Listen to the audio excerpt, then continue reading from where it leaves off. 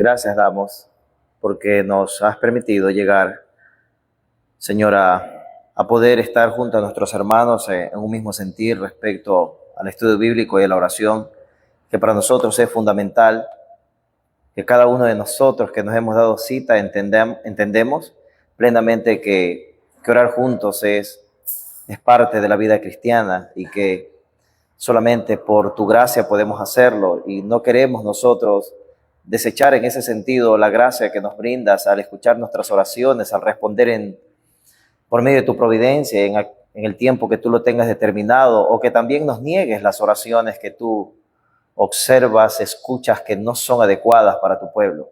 Por esa razón entendemos que primero nos ponemos a cuenta para contigo. Señor, hemos creído y creemos en el sacrificio del Señor Jesucristo que limpia de todo pecado, y nos ponemos a cuenta, Señor, porque entendemos que al terminar ya casi este día, ahora en la noche, hemos transgredido tu palabra, tu ley, y tenemos plena confianza que si nosotros somos fieles para confesar nuestros pecados, tú también eres fiel para limpiarnos, Señor, de toda maldad y poder estar a cuentas contigo constantemente, entendiendo que el sacrificio de tu Hijo fue una sola vez y para siempre, y tenemos entrada para siempre a tu presencia, eternamente a tu presencia, y lo que hacemos es que tú observes nuestro pesar en nuestra dependencia a ti. Padre, gracias por todo lo que has permitido, y permite que en esta noche tu nombre sea glorificado a través de todo lo que se haga en este servicio.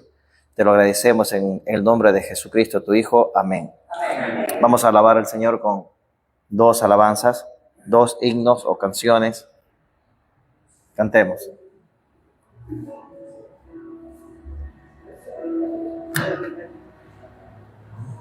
Amor incomparable, el que Cristo nos mostró, cuando su preciosa sangre por nosotros derramó. De su amor, ¿quién lo recuerda? ¿Quién no le adorará? Exaltado siempre sea nuestro príncipe de paz.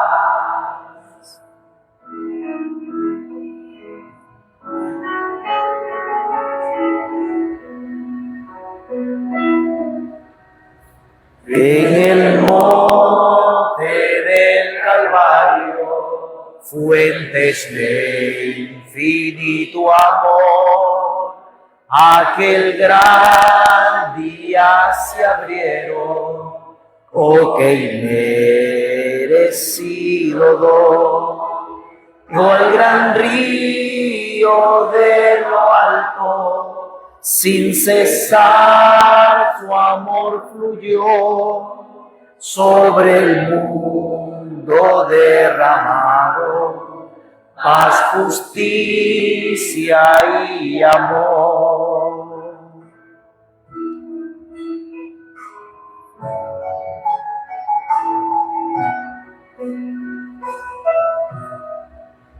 Que busquemos cada día solo el reino del Señor y entreguemos nuestra vida como ofrenda de amor.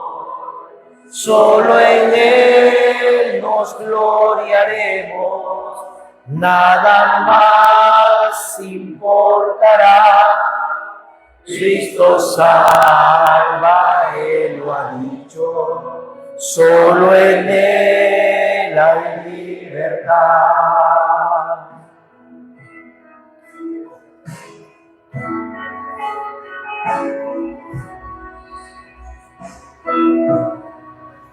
Su palabra es mi guía y me guía a no pecar.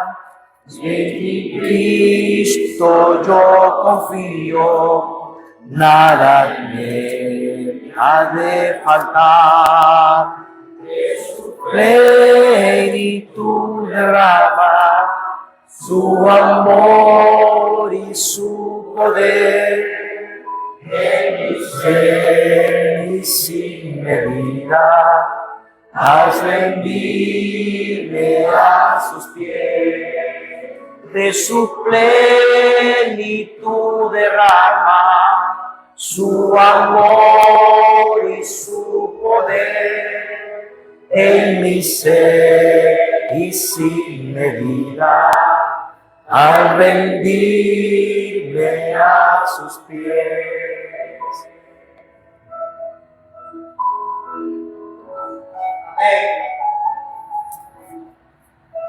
Amén. Vamos a seguir entonando otro himno en esta noche.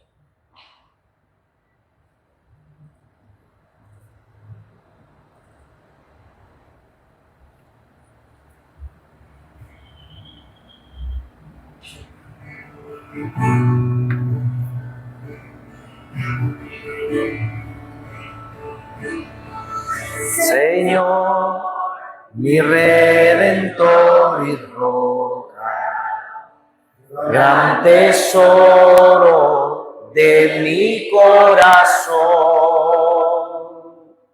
Mi Dios, como tú no hay otro, solo en ti hay gozo y salvación. Tu amor más alto que los cielos, tu gracia más honda que el mar, tu ley es mi sabiduría, mi bien mayor y mi necesidad.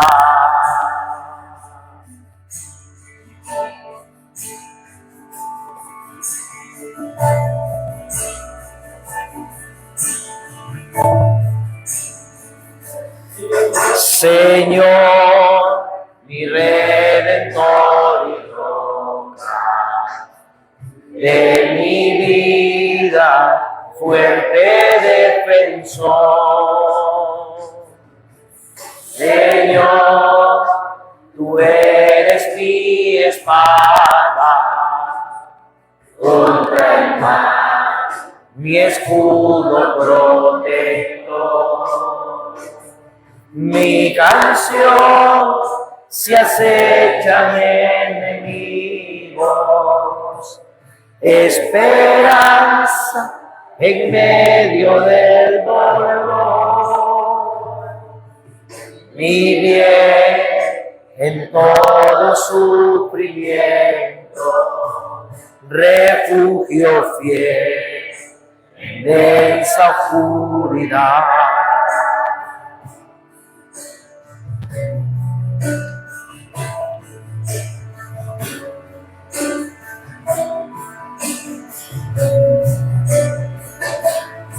Señor, mi Redentor y roca, de mi ruina, dulce Salvador. Mi cruz, mi culpa en sus hombros, tú por mí sufriste hasta morir. Mas tú venciste a la muerte, en ti encuentro libertad. Mas tú venciste a la muerte, en ti encuentro libertad. Señor, mi Redentor y roca, quiero vivir mis días para ti. Quiero vivir mis días para ti. Padre, que la última expresión de esta canción sea efectiva en nosotros, bendito Padre, con todas las cosas que pensemos, decidamos, sintamos y sobre todo anclados en tu palabra. Por eso nos reunimos, Padre. Gracias por este tiempo, que seas glorificado en medio de nosotros, en Cristo Jesús. Amén. Tomamos asiento, por favor. Abrimos la Biblia.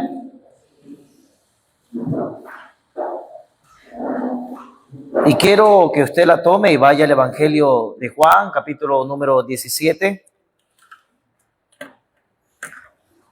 Juan, capítulo número 17. Estamos nosotros allí en el capítulo conocido para muchos como la oración sacerdotal, la oración de nuestro intercesor.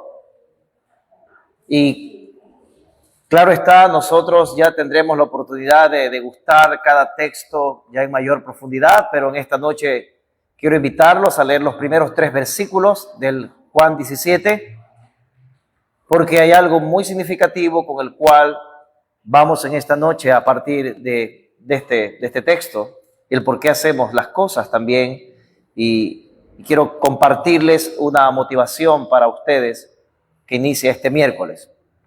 Dice la Escritura: estas cosas habló Jesús y levantando los ojos al cielo dijo: Padre, la hora ha llegado, glorifica a tu Hijo, para que también tu Hijo te glorifique a ti, como le has dado potestad sobre toda carne, para que dé vida eterna a todos los que le diste.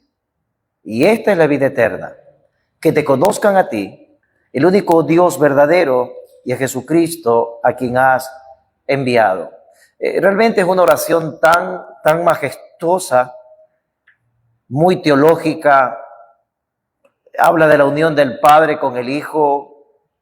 Y el versículo 3, que yo creo que la mayoría lo sabemos acá, es el versículo que en cierto sentido identifica nuestro ministerio, que es el versículo 3.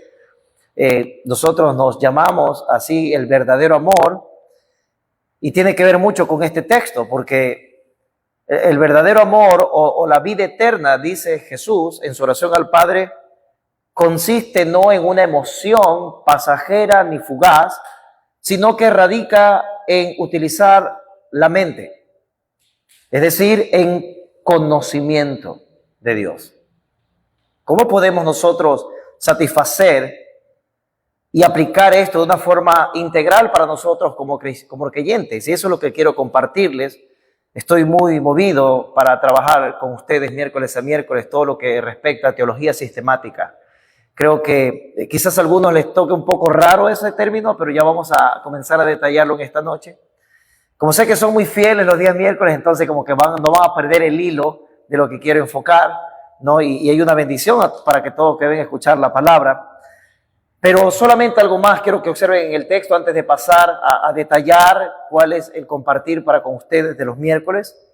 Es que Jesús en el versículo número 1 está hablando de su unión y de que el Padre como el Hijo se glorifican desde la eternidad pasada. Dice: glorifica a tu Hijo para que tu Hijo también te glorifique a ti en sus acciones, en sus deseos, en su sentir, en su esencia, en su naturaleza, pasando por encima aún del tiempo. Dios no es medido por el tiempo, ya sabemos eso, y Jesucristo está hablando aquí de glorificarse el uno al otro en esa esencia, en esa unidad que existe entre la bendita Trinidad. El versículo 2 nos demuestra o nos pone claramente la faceta de lo que hizo el Hijo. ¿Qué hizo el Hijo? Bueno, ahí dice que Él ha venido, la potestad, esa es una palabra legal, potestad sobre toda carne, sobre toda persona, está diciendo, para que dé vida eterna. Es decir, solo el hombre puede tener vida eterna en Jesús.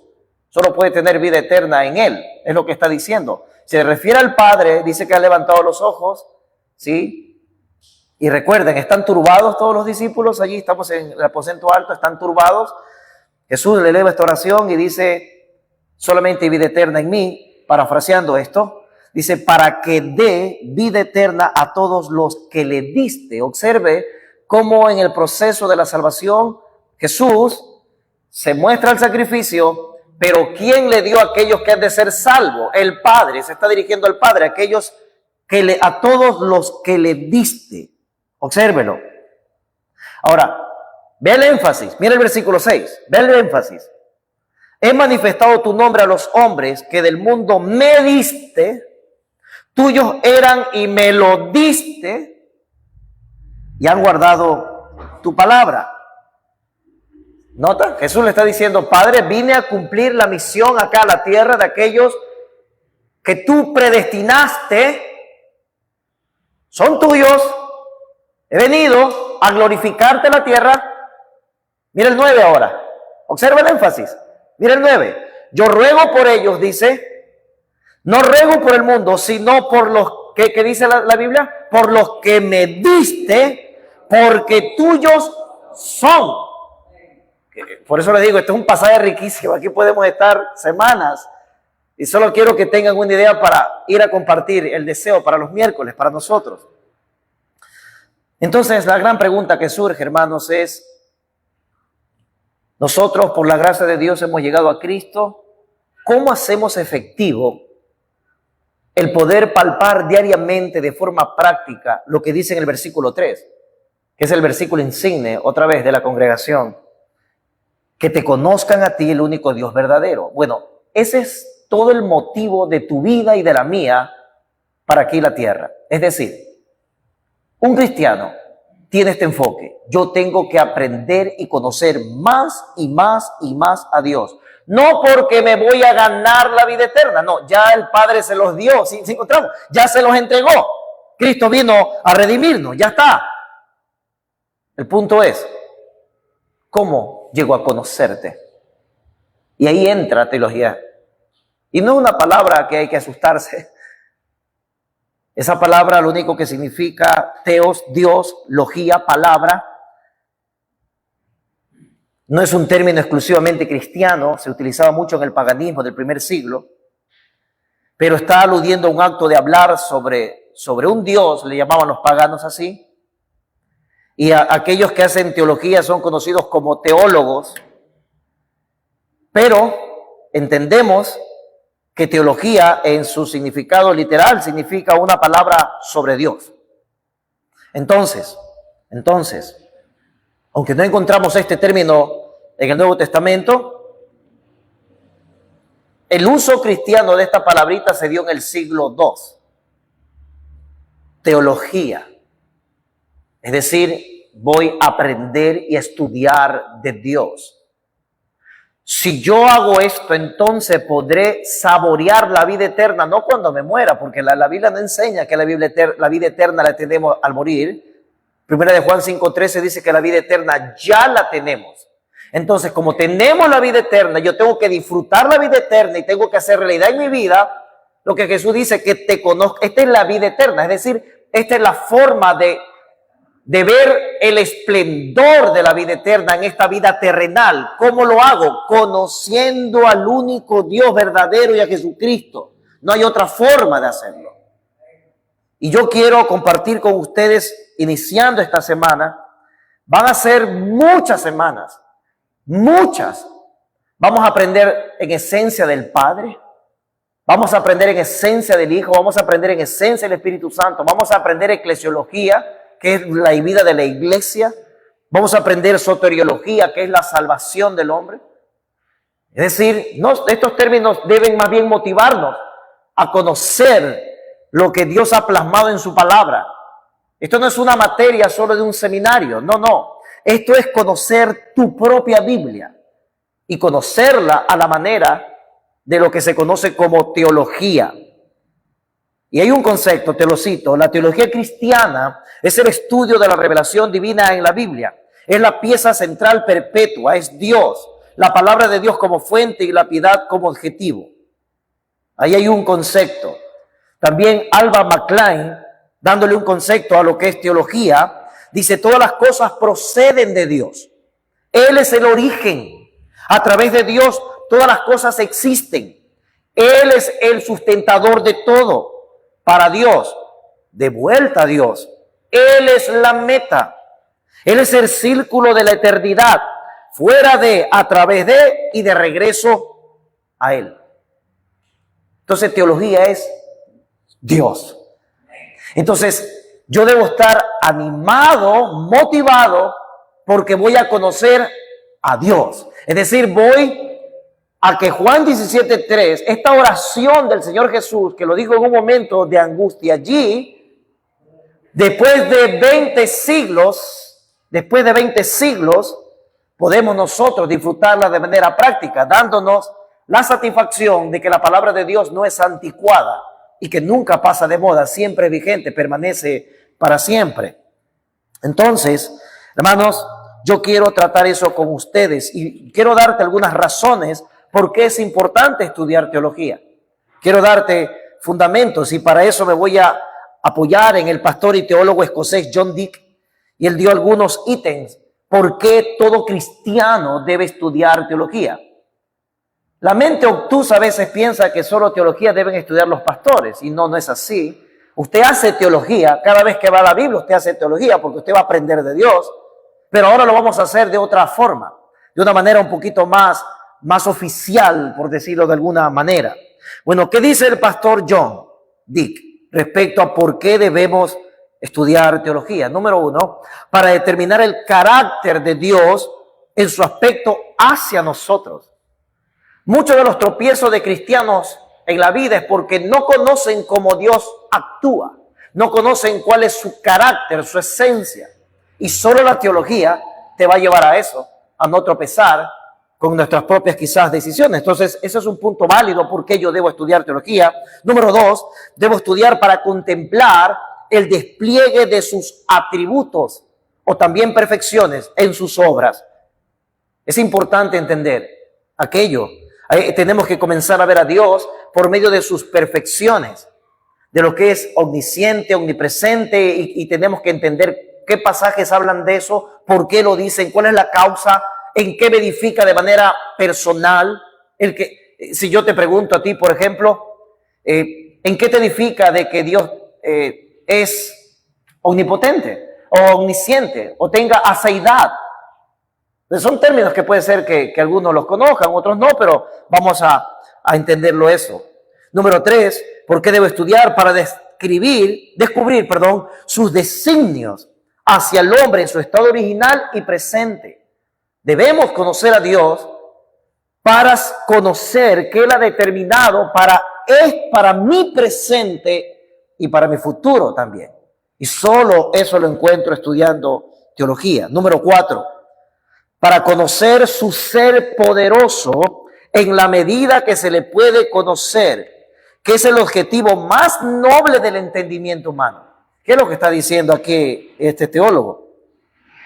Que no hay nada más noble delante de Dios que es conocerlo a Él. No hay nada más noble que tú hagas de forma práctica aquí en la tierra que conocerlo a Él. Pero bueno, Jesús por algo oró esto, que te conozcan a ti, Padre. Estaba hablando Jesús. Número 5, ¿por qué debo estudiar teología? Para saber cuál es nuestro deber hacia Él. ¿Cuáles son mis responsabilidades para con mi Dios? Cada vez, y escucha esto, nosotros podemos pecar por omisión, es decir, porque no sabíamos, igual es pecado. Esto es como las leyes de tránsito. Si tú no alcanzaste a ver el letrero, igual, lo siento, ahí está. Entonces, quizás muchos de nosotros necesitamos esto porque, ¿cuál es mi deber para con Dios? No solamente leer en la mañana la Biblia, no solamente orar un poco o ir a la iglesia y se acabó. Eso te vuelve un religioso. Y el punto de la teología no es volver religioso a nadie, sino que el punto es saber aplicar de manera vívida cuál es mi deber para con Dios. Y la teología te muestra eso. El medio de disfrutar de su favor, las esperanzas en que estamos autorizados a guardar y el maravilloso recurso por el cual nuestra raza caída es restaurada a pureza y fidelidad. Número 6, ¿para qué debo estudiar? Para amarle. Esto es esencial. Debo estudiar para amarle. Debemos aprender a amar a Dios cada día que pasa en nuestra vida. Y ese dice acá el autor, el ejercicio más digno de nuestros afectos. Aprender a amar a Dios cada vez más. Número 7, para servirle, imagínate, el propósito más honorable. Y es el propósito más encantador. ¿Cómo definimos un cristiano que no le sirve a Dios? Sí, eso como que sería muy absurdo, hasta se escucha raro, ¿verdad? Entonces, para eso necesitamos estudiar teología, hasta para servirle, para dedicar nuestro tiempo, nuestros talentos a Dios. Conversaba con una hermana el día de ayer, que está en otro país, y llegábamos a una conclusión en esta conversación, citándole yo Efesios 4:18, el que hurtaba no hurte más, sino trabaje, haciendo con sus manos lo que es bueno, para que tenga que compartir con los que tienen necesidad. Gracias a Dios me aprendí el versículo hoy, y veo que sí, lo dije bien, o sea, modestia aparte.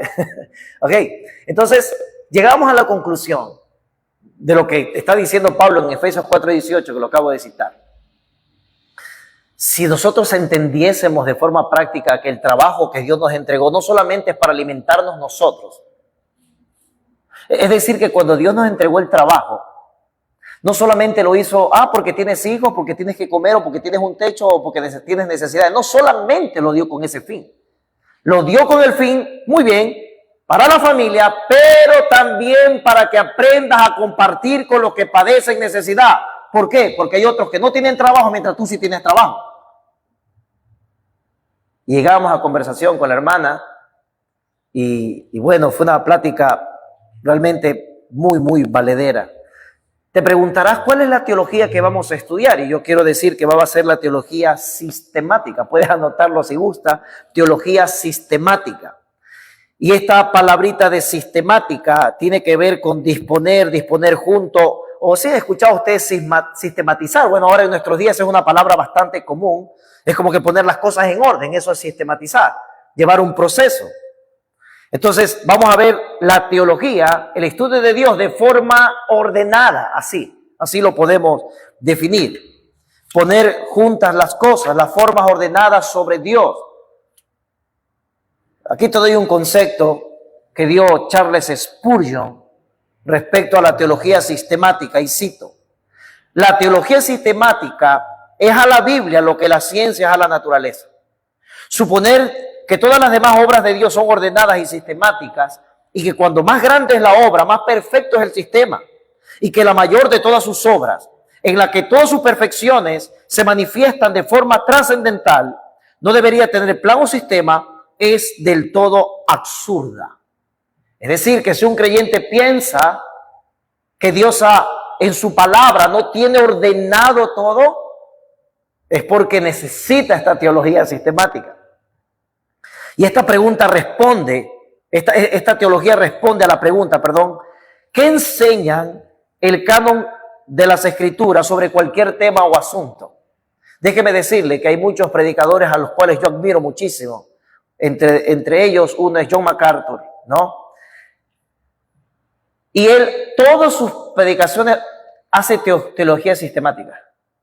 ¿Y qué significa eso? Significa que si él va a hablar de un tema, de un pasaje, hay un tema esencial, él recorre la Escritura de principio a fin, dándonos un panorama amplio antes de ingresar al texto, en sus introducciones. Y eso es bueno, porque cuando ya entramos al texto, ya tenemos nosotros abierta la mente y como que va redireccionando ya la Biblia mismo a lo que quiere enfocar en tal o cual pasaje. Entonces, esto es elemental para nosotros. Si yo te digo a ti, bueno, ¿qué enseña la Biblia sobre la divinidad de Jesucristo, por ejemplo? Vamos a estudiar eso desde Génesis hasta Apocalipsis. Estamos haciendo teología sistemática. Estamos viendo en orden la divinidad de Jesucristo. Oye, pero yo no encuentro el nombre Jesús en el Antiguo Testamento. Entonces está el propósito. Si te das cuenta que es válido. Necesitamos aprender eso. Entonces, una definición básica de teología sistemática sería la siguiente. Así: la exposición ordenada de las doctrinas cristianas. Otra vez, la exposición ordenada de las doctrinas cristianas. Eso es teología sistemática. Así que, dentro de la teología sistemática vamos a estudiar algunos puntos.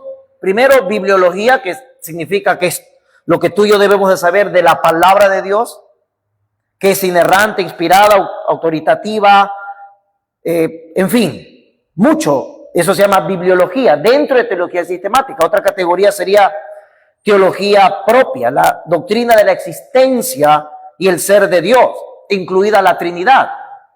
Será muy bueno estudiar eso. La cristología, por ejemplo, la doctrina de la persona y la obra del Señor Jesús. Número 4, vamos a aprender la neumatología, es decir, la doctrina de la persona y la obra del Espíritu Santo. ¿Cuánto le hace falta a la iglesia local aprender de esto? Por eso es que se le endosa al Espíritu de Dios muchas cosas que la gente hace que no son bíblicas. Y es porque les falta teología sistemática. Vamos a aprender también antropología, la doctrina de la humanidad, antropos, hombre. ¿Qué dice Dios de la raza humana en toda su palabra? Eso debe llenarnos. Vamos a aprender, número 6, también la amartiología. La amartiología es la doctrina del pecado. Eso debemos también nosotros concentrarnos de forma clara. Número 7, vamos a aprender la soteriología, la doctrina de la salvación. ¿En qué consiste? ¿Cuál es el orden de la salvación? ¿Qué viene primero, mi fe o el arrepentimiento? O sea, debemos entender eso a la luz de la Escritura. También vamos a pasar, anhelo yo hasta el año 2030, 2040 con todos estos temas, en la angelología. ¿Qué enseña la angelología? La doctrina de los ángeles.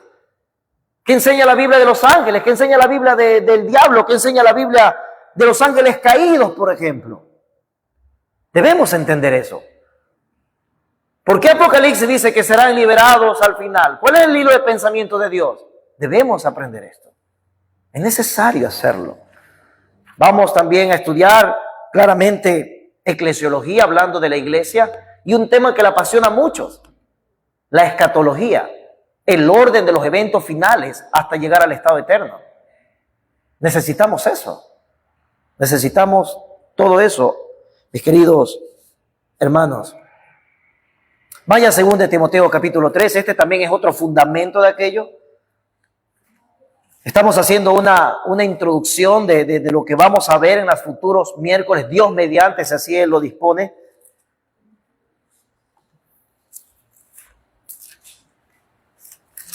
Y Dios utilizó a una personita, solamente como un comentario, una personita utilizó Dios para llevarme a esto. Y creo que vamos a ser edificados con la bendición de Dios sobre todos estos temas. 2 Timoteo capítulo número 3.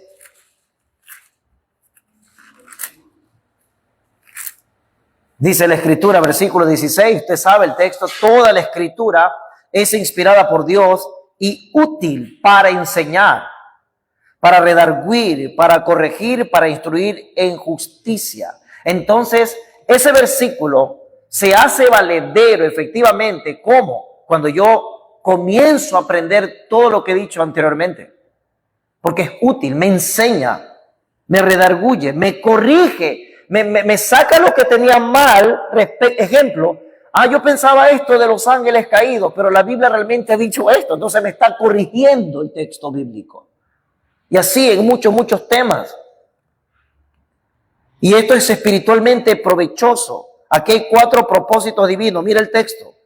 Número 1 dice, para establecer enseñanza. Ahí está, útil para enseñar. Y cuando hablamos de enseñanza, debe saber usted que eso es doctrina. Note esa palabra, doctrina. Esta es la autorrevelación inspirada de Dios sobre sí mismo. Dios solamente se da a conocer por medio de su palabra. No podemos conocer a Dios fuera de la Biblia. Entonces, ¿cómo yo conozco el mundo creado? Con la Biblia. ¿Cómo conozco a Dios con la Biblia? ¿Cómo conozco el plan redentor para salvar? Por la Biblia. ¿Cómo conozco que usted debe ser santo cada vez más? Por la Biblia. No hay otra forma. Y ahí dice, primer propósito divino de este versículo, la enseñanza. ¿Cuál sería el número 2? Confrontar qué cosa, o reprobar el pecado. Ahí está, para redarguir. El pecado, ¿cómo llega? Muchas veces, hermanos, es espeluznante. Observar cómo creyentes que en alguna ocasión comenzaron a pisar fuerte, después se torcieron en el camino. Y te voy a decir por qué. Porque ellos nunca confrontaron el pecado y recibieron falsa enseñanza. Eso es lo que está diciendo Pablo a Timoteo. Oye, la palabra te va a ayudar no solamente a enseñarte, sino a redarguirte, a corregir una vida desobediente. Número 3, ¿qué dice el texto? Para corregir. Entonces, para corregir los pensamientos y la conducta del ser humano. Para eso es la Biblia. Por eso es que se nos enseña que de manera que quien se arrepienta puede ser restaurado si alguna vez pecó, con tal de que llegue a agradar a Dios conforme a esta escritura. Y número 4, dice el versículo 16, para instruir en justicia, significa para instrucción, para que los creyentes puedan ser constantemente formados para practicar la rectitud del Señor Jesucristo. ¿Cuál debe ser tu deseo? Pecar menos y obedecer más la escritura. Ese debe ser el deseo tuyo y el mío también. Entonces necesitamos teología, mi querida iglesia, necesitamos teología. Ahora mira el versículo 17. Si entendemos estos 4 propósitos divinos, entonces el 17 va a ser un manjar para nuestra mente. Dice, si yo entiendo los 4 propósitos divinos, el versículo 16, el versículo 17 entonces, a fin, propósito, resultado final, a fin de que el hombre de Dios sea perfecto, enteramente preparado para toda buena obra, como dice Jesús, que te conozcan a ti y a Jesucristo, a quien has enviado. Esa es la vida eterna. Aquí está. Solo la Biblia proporciona una enseñanza completa, precisa, fidedigna de Dios. Nadie más. Y si el versículo 16, si nosotros ahora lo vamos a expandir con la teología sistemática, entonces seremos hombres y mujeres de Dios conforme a este libro sagrado. Si no, yo creo que vamos a estar allí dando tumbo si no tenemos teología en nuestra mente. Teología, doctrina. Solo para citar algunos beneficios y luego pasar a otros puntos. La teología sistemática trae estos beneficios. Recopila íntegra la verdad bíblica. Número 2, hace una síntesis y un resumen ordenado de la doctrina bíblica. Número 3, este es un imperativo para llevar el evangelio a los últimos de la tierra. Si entendemos claramente nosotros lo que la teología sistemática va a enseñarnos, entonces esto será una acción constante en usted, en mí, de ir y propagar el evangelio. Número 4, la teología sistemática se deposita su verdad para la predicación. Todo predicador, todo padre que enseñe la Biblia a sus hijos necesita teología sistemática. Sino que no lo hemos visto así porque pensamos que son palabras solo para seminarios. No. Entonces, para la predicación y la enseñanza en casa se necesita también esto. Se necesita. Hombres y mujeres lo necesitan. Número 5. La teología sistemática proporciona a la congregación una base bíblica para una conducta de una genuina iglesia de Jesucristo. Para el hogar, para el mundo. Número 6. La teología sistemática tiene como beneficio la defensa de la doctrina bíblica contra la falsa enseñanza. Contra la falsa enseñanza. Y número 7. Otro beneficio, no menos importante obviamente. ¿Cómo tú respondes a la ética del mundo? Por medio de la palabra de Dios. Entonces, ese beneficio sería una respuesta bíblica a todo lo que diga el mundo en su ética y todo lo que diga lo social del mundo. Si yo no doy mi respuesta filtrando en base a lo que tengo en mi mente de Dios o de su palabra, habré dado algo incorrecto. ¿Se recuerdan hace algunas semanas cuando hablamos del problema del mal? ¿Se acuerdan del problema del mal un domingo? Creo que compartimos eso. Esa es nuestra postura cuando ellos opinan de esa forma.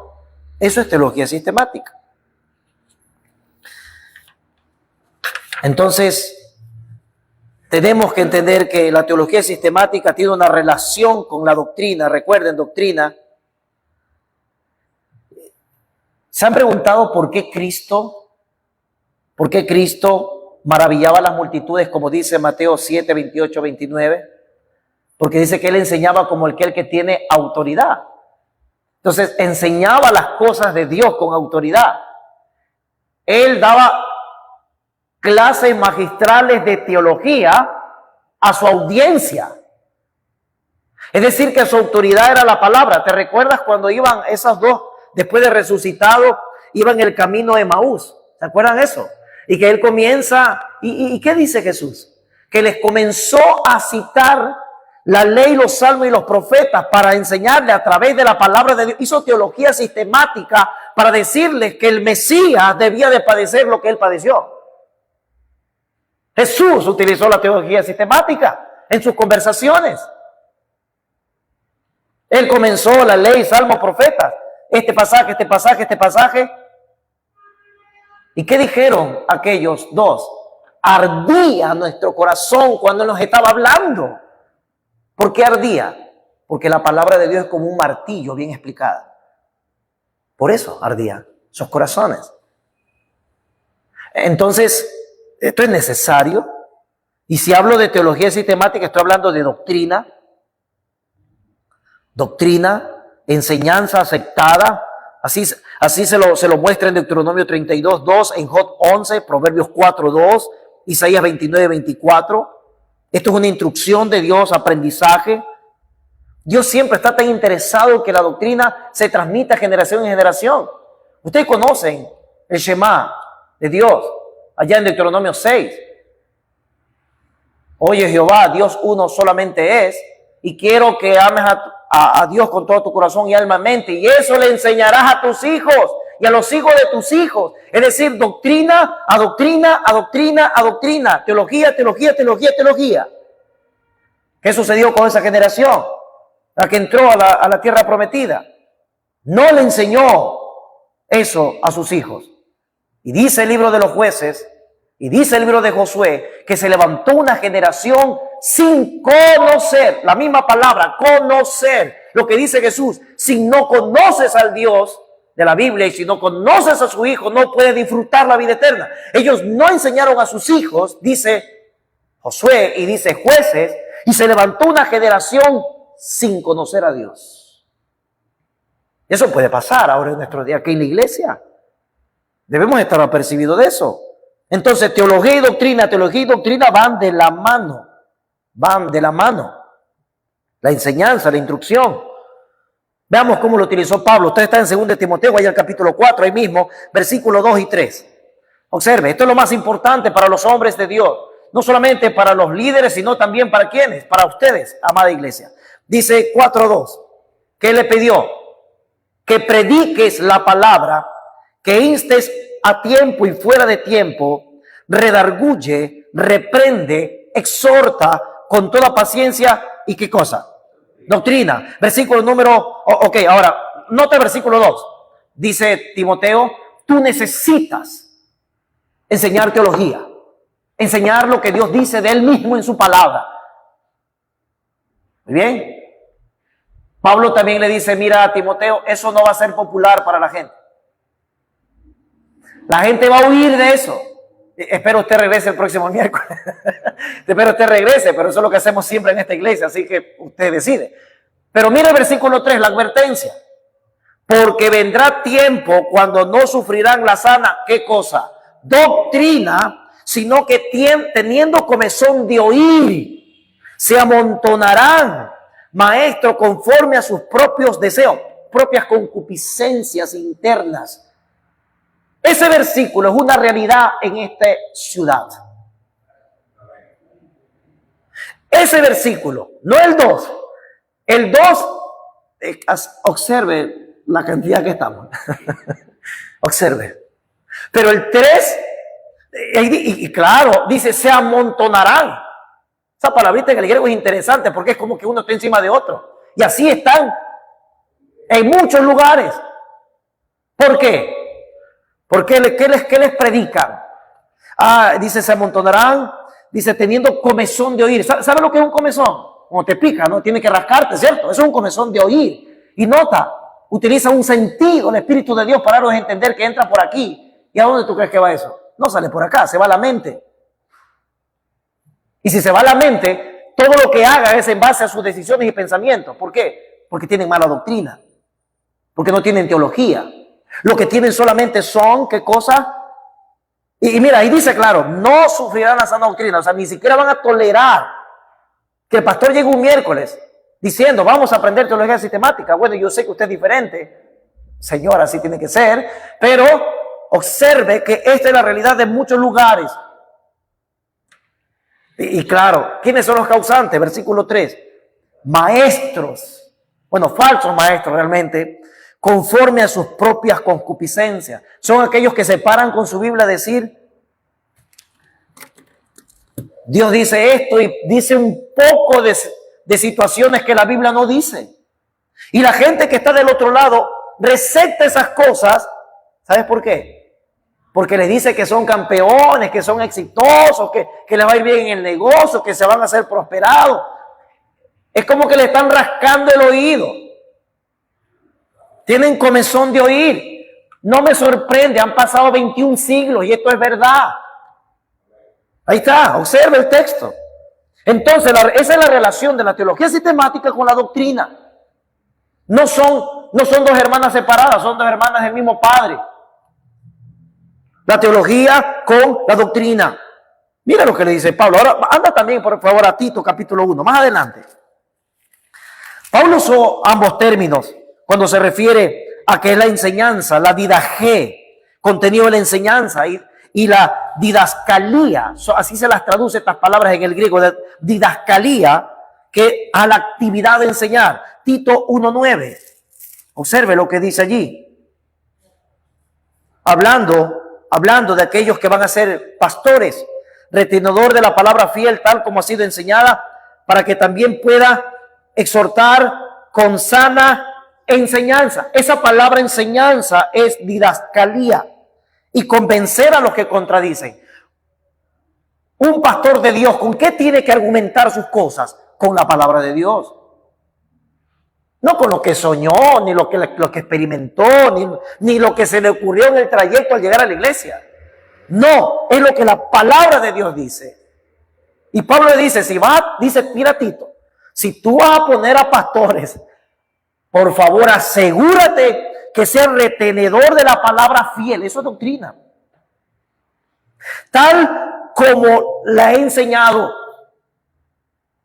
Porque si esa persona aprende buena doctrina, entonces tiene capacidad para exhortar con sana enseñanza y convencer a los que hablan mal de la palabra de Dios. Ahí está. Entonces esto es fundamental para nosotros. Fundamental. Es la verdad de Dios aprendiendo. Una enseñanza general. Y encontramos, hermanos, quiero que vean que ya esto en el siglo I ya era un motivo de confrontación. Si tú vas a Colosenses capítulo 2, por favor, observa lo que estamos hablando de los tiempos bíblicos. Y observa que esto ya estaba incrustado en muchos lugares, afectando a la iglesia local. Colosenses capítulo número 2.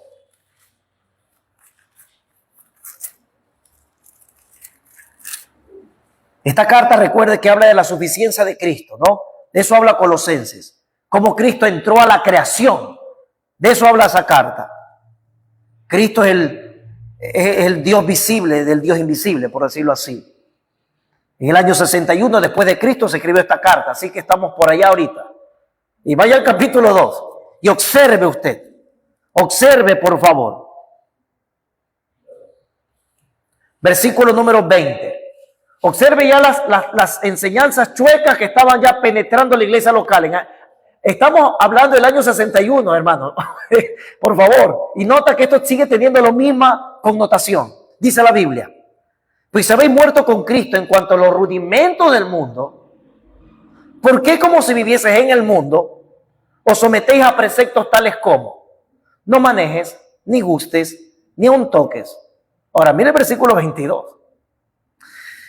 En conformidad a mandamiento y doctrinas de hombres, cosas que todos se destruyen con el uso.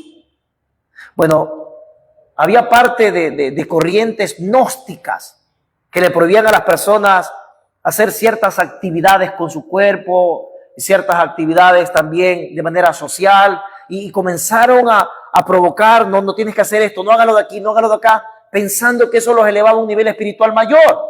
Y Pablo dice, eso es doctrina de hombres. Eso es doctrina de hombres. Esa no es la doctrina sana. Esta es una doctrina, una enseñanza. ¿Se acuerdan de la enseñanza de Balaam? Allá vamos a Apocalipsis, observe por favor cómo una iglesia fue confrontada con esto. Apocalipsis capítulo número 2. Ya, estos son años más adelante. Esto estamos hablando del año 95 después de Cristo. Entre el 90 y 95 después de Cristo. Fue el último libro. Y vamos al capítulo 2, por favor. Versículo número 14. Oh, mira, observa. Está hablando la iglesia de Pérgamo y le dice el Espíritu de Dios, pero tengo unas pocas cosas contra ti, que tienes ahí a los que retienen la doctrina de Balaam, que enseñaba a Balac a poner tropiezo ante los hijos de Israel, a comer de cosas sacrificadas a los ídolos y a cometer fornicación.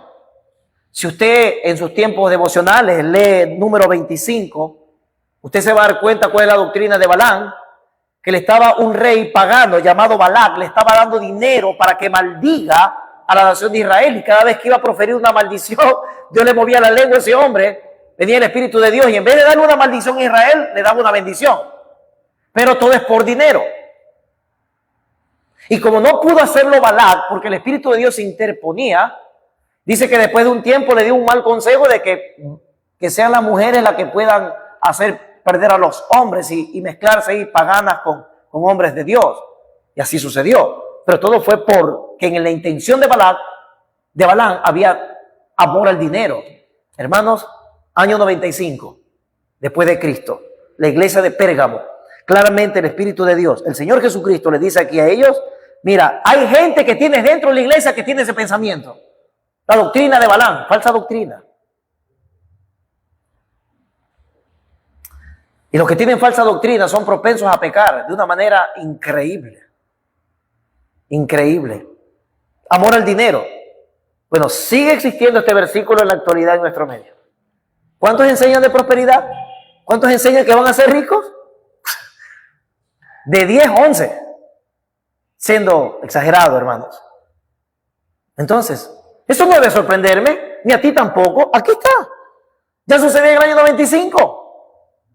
Ya vimos que sucede en el 61 con Colosenses. No nos debe sorprender. Lo que sí yo me sorprendería es que usted no esté dedicado para aprender teología sistemática. Eso sí me sorprendería de una manera negativa. Bien, en contraste encontramos la doctrina de Cristo, que es como quien tiene autoridad. Y de la misma manera, 2 Timoteo 3:10, con ese versículo terminamos. Estamos haciendo solo una pequeña introducción a lo que vamos a ver en las siguientes semanas. 2 Timoteo 3:10.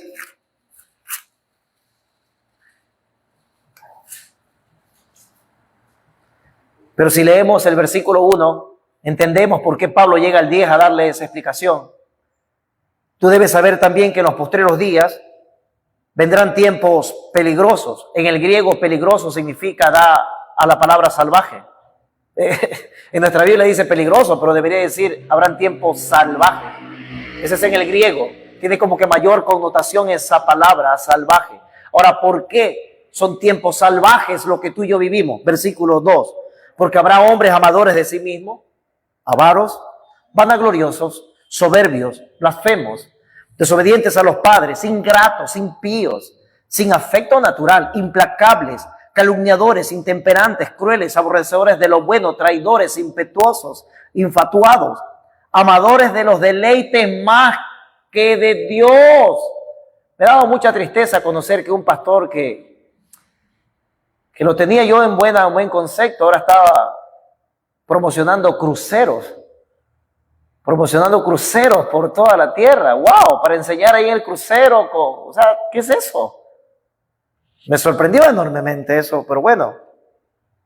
Sigo. Versículo número 5, que tendrán apariencia de piedad, pero negarán la eficacia de ella. O sea, estos evita. Porque de estos son los que se meten, mira la inmoralidad de los últimos tiempos, se meten en las casas y llevan cautivas a las mujercillas cargadas de pecado, arrastradas por diversas concupiscencias. Estas, hablando de las mujeres, versículo 7, estas siempre están aprendiendo y nunca pueden llegar al conocimiento de la verdad. Hagamos una parada. ¿Sabes por qué esas mujeres nunca pueden llegar al conocimiento de la verdad? Porque no son cristianas. ¿Sí notas? No, nunca pueden llegar porque no son creyentes. Nota la intensidad de lo que está diciendo Pablo aquí. Ahora mira el 8. Y de la manera que Janes y Jambres resistieron a Moisés. ¿Conocen esos personajes? Bueno, se los recuerdo. Se dice, según los historiadores, que esos dos personajes fueron los que estuvieron cuando Moisés llegó a presentarse al faraón y cuando Moisés lanzó la vara y convirtió su báculo, lo convirtió en una serpiente por milagro de Dios, ¿se acuerdan? Pero dice que los hechiceros del faraón de Egipto hicieron lo mismo. Gracias a Dios que la serpiente de Moisés se los comió a las otras, ¿cierto? Ahora, ¿quiénes eran esos hechiceros? Janes y Jambres. Así que ni se te ocurra ponerle a un hijo tuyo estos nombres. Ni se le ocurra. Mira ahí versículo 8. De la manera que resistieron a Moisés, así también estos resisten a la verdad. Es decir, que aquellos que resisten a la verdad de Dios son como estos hombres. Hombres corruptos. Observa, hermano. Ya vamos a llegar otra vez a Juan 3, a 17:3. Atienta. Mira el versículo 8. Hombres corruptos de entendimiento, reprobos en cuanto a la fe. Versículo 7 habló de mujeres que dice que nunca llegan al conocimiento. Versículo número 8 habla de hombres corruptos de entendimiento. Otra vez, conocimiento. Si nota que todo está en la mente. Entonces tu mente debe llenarse de teología sistemática. Es una necesidad. ¿Si notas? Todo está en la mente. Ahí está. Que te conozcan a ti. Esa es la oración tan preciosa. Jesús orando. Que te conozcan a ti. Es como que le estaba diciendo el Padre, yo anhelo que todos mis discípulos, sus mentes sean controladas por el conocimiento que tienen de ti y de tu palabra. Eso es lo que Jesús estaba pidiendo al Padre. Por todos los discípulos. No hemos llegado al 10. Yo dije que tenemos que llegar al 10, versículo número 9. Mas no irán más adelante, porque su insensatez será manifiesta a todo, como también la fue la de aquellos. O sea, la de aquellos magos malos, no eso es lo que se está refiriendo. O sea, van a ser insensatos esos hombres en los postreros días. ¿Qué tiene que hacer un hijo de Dios? Versículo 10, ahí llegamos. Pero tú has seguido mi doctrina. Observa la importancia de esta palabrita en la Biblia, hermano. Mi doctrina. Y la doctrina, ¿qué produce? Conducta, propósito, fe, longanimidad, amor, paciencia, persecuciones, padecimientos, como dice Pablo, lo que él experimentó en su vida. Nos damos cuenta entonces que esto es elemental. Hermanos, quiero animarlos a que estén orando por los tiempos del día miércoles. Vamos a aprender, como decía ahí alguien, como cuando te vas a una piscina y te vas a meter en unas profundidades a través de la palabra de Dios. Necesitamos eso para no ser arrastrados por cualquier viento de doctrina que no venga de Dios. Vamos a orar. Padre, gracias por esta noche. Gracias por este tiempo que nos has permitido. Esta pequeña introducción a nuestros próximos días miércoles y la necesidad que tenemos de conocerte más a ti. Y para conocerte más a ti debemos hacerlo de forma ordenada, debemos estudiar lo que usted ha dicho sobre usted mismo.